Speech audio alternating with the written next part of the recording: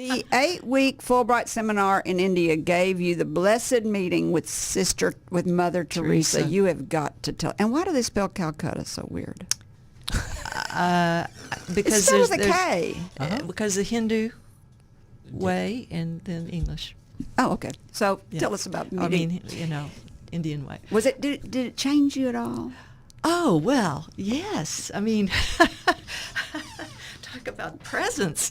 Really? That little woman, she just, well, what happened was we were on this it was because of the first seminar in world religions. When I went to India, it was such a profound experience. I said to myself, I've got to come back here. I have got to come back to India. So here it was 5 years later, and I got the opportunity to apply for a Fulbright. I was a teacher at that time, so that was this special 8-week program, Fulbright seminar, Dynamics of Change, just India. Amazing experience. So again, we were treated like ambassadors. We met with the vice president of India. We traveled the whole country, but we made a special trip to Calcutta.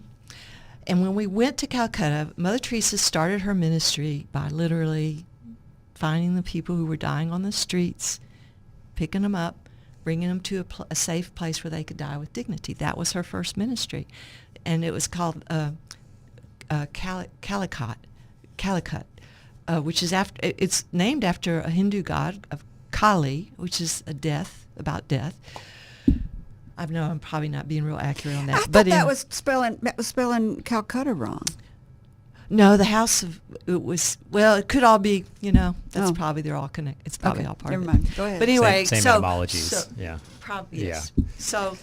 So we're on the bus and we drive up to the house of the dying, and the tour director says, "You do not have to go in if you don't want. This could be very difficult, but if you wish." It's called the House of Dying. It just gives people a dignified place to die. And the sisters are there ministering to them, so nobody dies alone or just destitute. So I said, okay, I gotta go.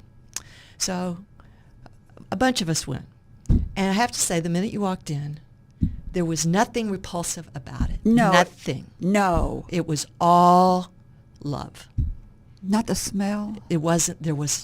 I'm telling you, there was nothing. That's weird. It was just presence, peace.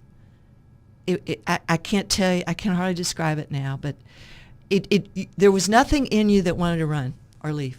It was just like, oh my gosh, we're being held here by this love and energy, and all these people are being held. So right before we left, I was the only nun on that program. The tour guide said to me, "Sister, we can wait on the bus for a few more minutes. There's a little chapel here. Do you want to go into their little chapel?" I said, "Oh yeah, I would like that." So I went into their little chapel and just sat there a few minutes, and then came out. So the reason I'm telling that piece of the story is the next day we go to Mother Teresa's mother house, and there she has an orphanage for children. And so we meet her, and with each special guest that we were blessed to be served by and taught by, they would pick someone from the group to present a gift on behalf of the group. So they invited me to give the gift on behalf of our group. We gave a contribution of funds. And so it was very simple. She came in, she said a few words, and then I handed her the envelope, and that was pretty much it. And so we went and visited the children, and again, it was just the feeling in the place. Even though you look around, and you think, "Oh my God, it's pitiful," but it all the love and all the care there just transcends all that. So again, right before we leave, he came up to me again. He said, "Truly, there's the chapel. I know where it is. You just go up these stairs. If you'd like to go to the chapel again, we'll wait for you. It's, this is your time." So I said, "Yeah, I really would like to do that again." So I ran upstairs, and I'm in this kind of dark hallway, and I'm looking to where to go in, and all of a sudden this little sister comes to me, and I'm just trying to say, "I'm just looking for the chapel. I'm a sister," and but she didn't speak a word of English. So she just waves to me, "Sit down, sit down." I mean, that was all. I just sit. So I thought, okay.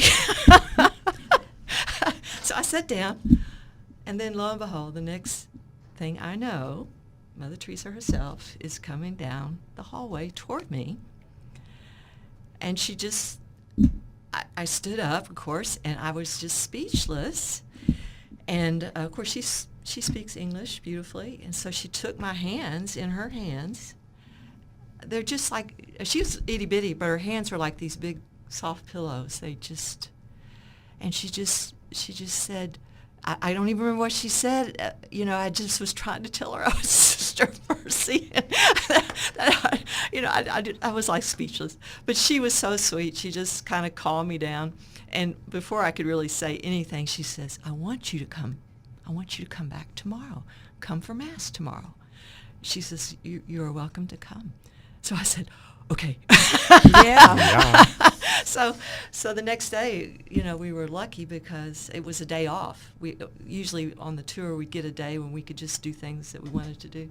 So my dear roommate, she wasn't Catholic, but she was willing to go. So we got our little rickshaw, and I mean, of course, they have Mass like at 5:30 or 6 in the morning. So we were up way early, get our little rickshaw and go to the chapel, and so Was Sister Teresa there? Mother Teresa? She was there, but again, She didn't do Mass. No, oh no. Oh yeah, I forgot. Yeah, Women they can't wouldn't do that. Yeah, I forgot. Not in our church. Yeah. Unfortunately, but. If you liked this video, subscribe to our YouTube channel by clicking on the picture in the center of the screen. For more of Kerry's interviews, click either video on the right of the screen. And as always, thank you for watching.